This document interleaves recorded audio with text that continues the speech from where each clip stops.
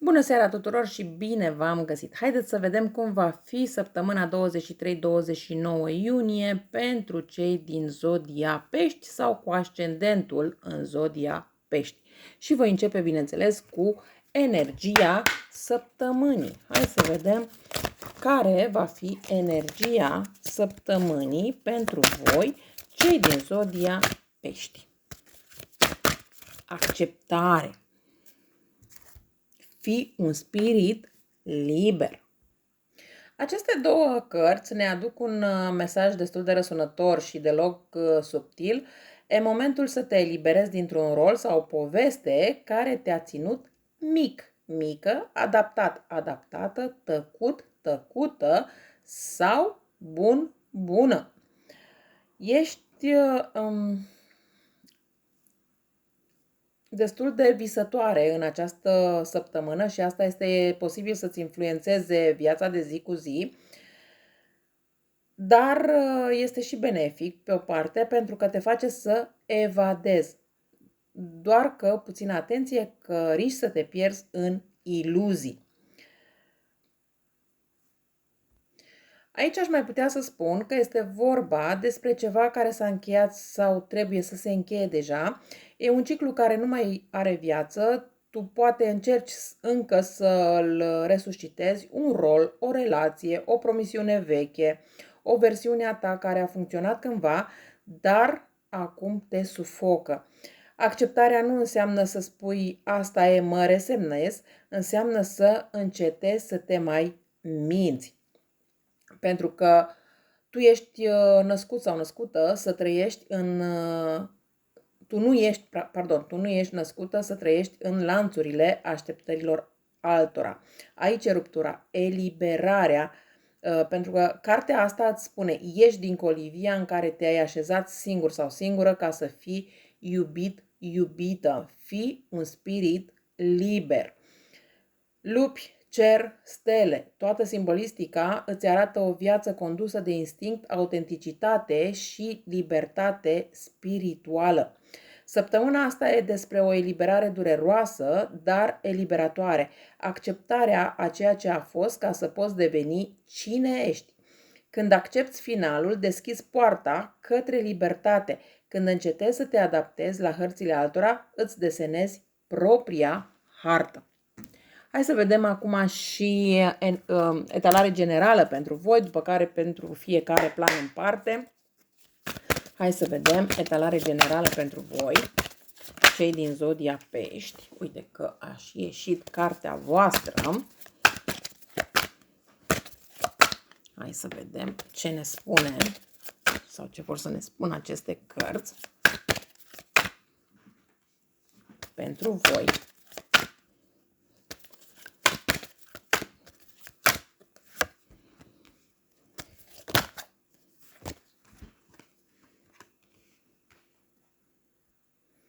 Aceste cărți îți transmit un mesaj și anume acela că e timpul să alegi între a trăi ca un prizonier emoțional sau ca o regină liberă. Ești în pragul unui nou început emoțional și pasional, dar încă te agăți de vechi, de condiționări, de tipare toxice și atașamente care nu-ți mai servesc. Tu ești o persoană empatică, profundă și senzitivă, dar și rana ta, prea multă empatie te-a făcut să uiți de tine. Asul de cupe aduce potențialul unui nou început emoțional, fie într-o relație, fie în raport cu tine, fie o nouă carieră, dar acest nou început cere curajul de a fi vulnerabil sau vulnerabilă cu tine însuți. Aș putea să spun aici că îți revii în forță. De ce spun asta? Pentru că regina de bâte e o femeie care știe cine e și nu cere validare. E magnetică, asumată, vie. Asul de bâte e flacăra care se aprinde din nou. Poți începe un nou drum, un proiect, o relație, dar doar dacă nu te mai diminuezi pentru a nu-i deranja pe cei din jurul tău. Într-adevăr, ai nevoie de odihnă și introspecție, dar mai ales de adevăruri crude.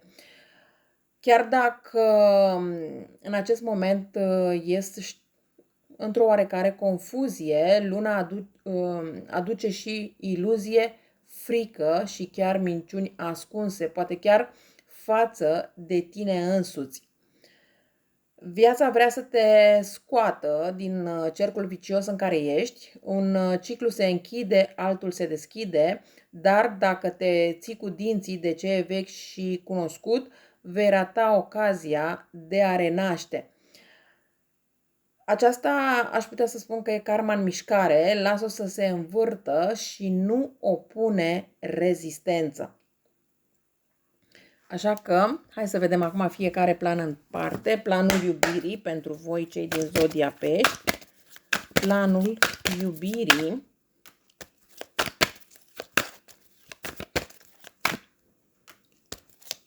Wow! Ia uite ce frumos! Planul iubirii pentru voi, o persoană vine înspre voi. O persoană care cred că în trecut v-a dezamăgit destul de mult, dar acum vine cu noi posibilități în iubire, vine cu noi oportunități. Într-adevăr, este genul de persoană care vine puțin mai greu sau se lasă vulnerabilă puțin mai greu, dar este o persoană care de această dată vine cu intenții adevărate, vine în adevăr, nu mai vine în minciuni. E adevărat că nici voi nu mai aveți atât de multă încredere în această persoană, dar dacă simțiți nevoia să-i mai dați o șansă acestei persoane, puteți să-i o dați, dacă nu, nu.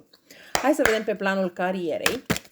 Dar pentru cei care sunteți, indiferent că sunteți în cuplu, indiferent că sunteți singuri, indiferent de situație, eu zic aici că o persoană din trecut își face reapariția, dar depinde de voi cât de mult vreți să mai primiți această persoană în viața voastră, indiferent despre cine este vorba. Hai să vedem pe planul carierei.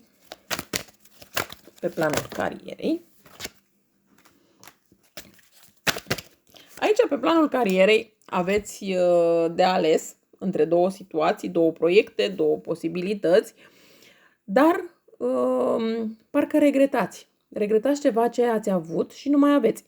Dar nu vedeți și această posibilitate de nou. Într-adevăr, poate ați avut un job bun și l-ați pierdut. E ok, se întâmplă, nu e niciun fel de problemă, însă trebuie să vedeți și un alt job nou care vine spre voi și este unul destul de bun, unul care va duce stabilitate și chiar independență financiară. Dacă cumva aveți deja două joburi, e clar că în această săptămână, 23-29 iunie, trebuie să alegeți unul dintre ele. Mare grijă! De ce spun acest lucru? Pentru că este posibil să-l pierdeți pe cel care este mai bine plătit și să nu mai dați atât de multă importanță celuilalt care poate nu este mai bine nu este chiar atât de bine plătit, dar va aduce un alt confort. Este bine să analizați lucrurile, ce aveți de câștigat și ce aveți de pierdut acolo unde și câștigați mai mulți bani și ce aveți de câștigat și de pierdut acolo unde aveți mai puțin bani și să luați decizia cea mai bună înainte ca universul să ia această decizie pentru voi. Pentru că îmi este foarte clar că aici voi cu aceste două joburi nu o să mai puteți merge înainte mult timp, iar dacă voi nu alegeți din timp, alege universul pentru voi. Bun, hai să vedem pe planul sănătății. Planul sănătății pentru voi.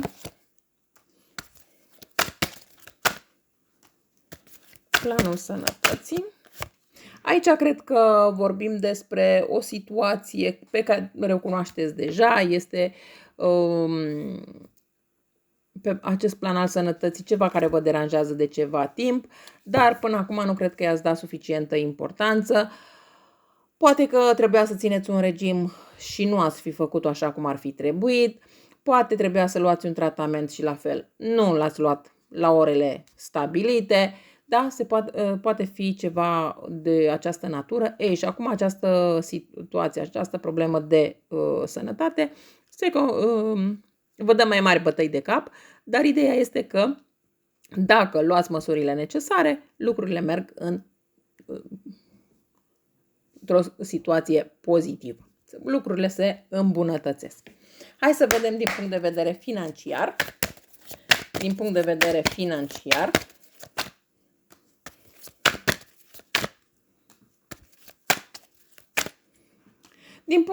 financiar, văd că stați destul de bine, nu se pune problema, doar că este posibil să deveniți ușor zgârciți, să deveniți un pic, nu neapărat zgârciți, dar poate că un pic mai organizați, de frica ca într-un viitor apropiat să nu vă lipsească ceva.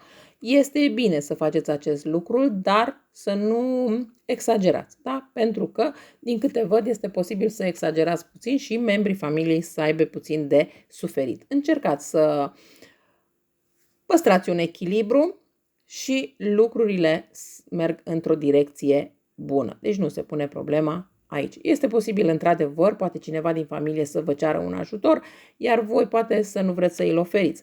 Este mai bine să calculați, să vedeți și să vă gândiți dacă persoana merită sau nu merită să fie ajutată, ca mai apoi să nu regretați că i-ați fi putut oferi ajutorul și n-ați făcut-o.